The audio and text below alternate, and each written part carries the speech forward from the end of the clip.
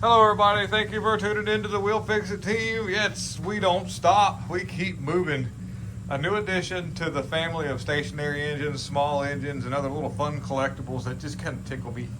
If you guys know me, I'm an auto technician, got a big shop, in case you're new to the channel, and we do repairs on late model vehicles. And I've got a fleet of older stuff that I keep running with my own, but as a hobby, I've made it sort of a mission to just kind of collect older engines and get things running. I like older tools and different things. Year models of stuff is all in other videos I've done. If you like this kind of stuff, just thumb through some of my other content and you'll see what I get into. You know, Novo, International, Stover, Hercules 4-cylinder flathead, Leroy twin-cylinder flathead power unit. Got a white 5-horse throttle governor, some military generator stuff with some Wisconsin engines, I believe is what those are. And an Ottawa and something. I don't know what that is, but it's 2-stroke. It's a generator. This is a little Wisconsin modeled engine. Probably it's a 3,500 watts, so imagine it's probably 8 horsepower, give or take. It's got a bore size on it. It's a 3 1/8 by 2 7 5/8, so I guess 3 1/8 bore, 2 5/8 stroke. The engine model is an S8D, and it's got what looks to be an old school Milwaukee alternator head on it, capable of doing 3,500 watts at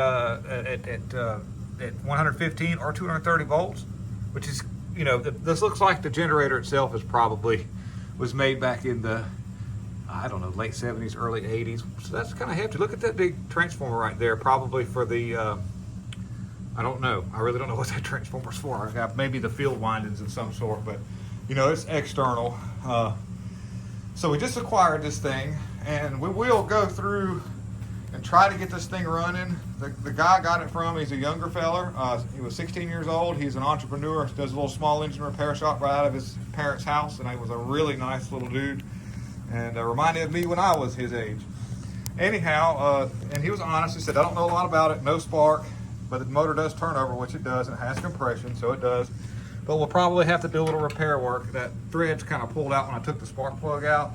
And that's no big deal. I got this thing really cheap. He did not hurt me at all on it, and it's just going to be fun to try to get it. The gas tank is super, super clean.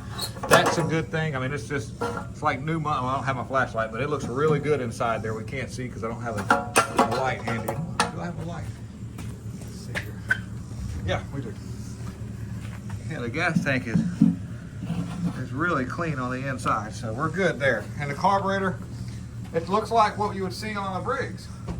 I saw that and I was like, well, I've got a bunch of those little updraft carburetors, which means there's some parts available. We've got an oil bath air filter, and the points I do believe are behind that cover, I think, so we don't have to remove the flywheel because the switch is for the on-off right here. So we'll dig it out in the next little bit.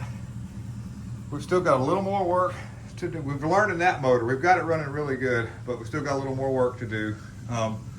Everything else, that carburetor will clean it, and that carburetor will clean it, but they both run. We know that runs. So we've got a lot of fun stuff. That runs, but I need to clean the exhaust because it gets particles inside the combustion chamber and gets stuck on the spark plug. That or the motor's coming apart, one of the two.